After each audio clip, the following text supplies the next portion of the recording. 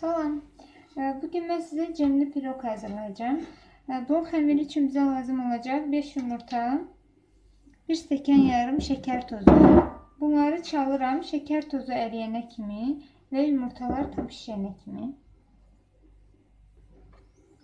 İndi isə bunun üzərinə duru yağı əlavə edib qarışdırıram.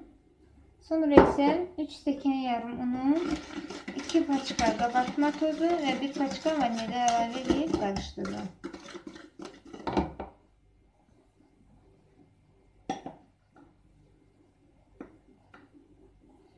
Stəkan yarım un, 1 paçka qabartma, 2 paçka qabartma tozu və 1 paçka vanilya əlavə edirəm.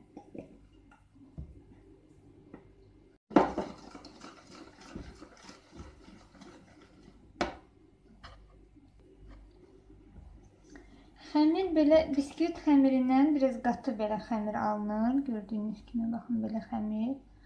İndi isə bu alınan xəmirdən 5-6 qaşıq, bir nəlbəki qədər də elə bir ki xəmir ayırtırıq. Mən belə konditer mişokuna boşaldıram.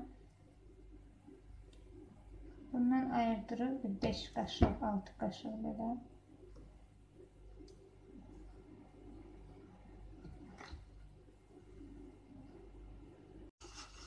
Bunu saxlayırıq. Birazdan işlədəcəyik bunu. İndi isə qalan xəmiri belə bir tavaya, yumru tavaya da olar, 4 günc tavaya da fərqi yoxdur. Bu xəmiri indi bunun içərisinə boşaldırıq.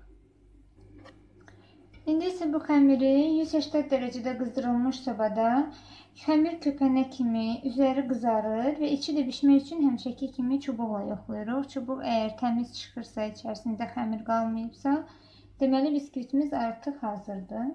İndi isə mən qoyuram bunu bişməyə. 180 dərəcədə bişirəcəm. Biskvit artıq bişdi. Baxın, belə eləyəndə içərisində xəmir qalmır. İndi isə elə isti-isti üzərinə cem sürtürəm. Hər yanına gələn şəkildə yaxıram cemi.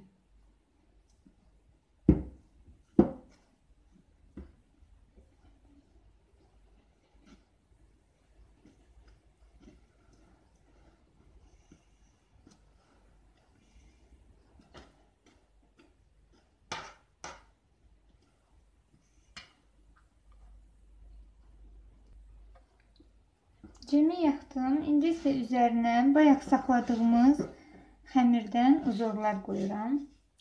Birinci belə qırağına çəkirəm.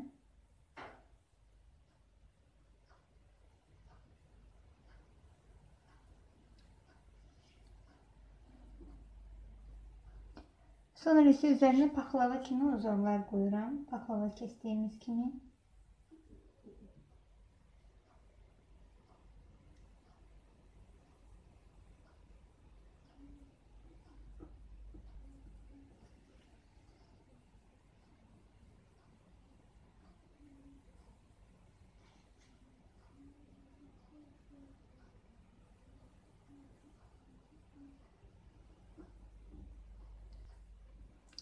İndi isə yenə mən bunu sobaya qoyacağım. Həmən qızdırılmış sobaya qoyacağım.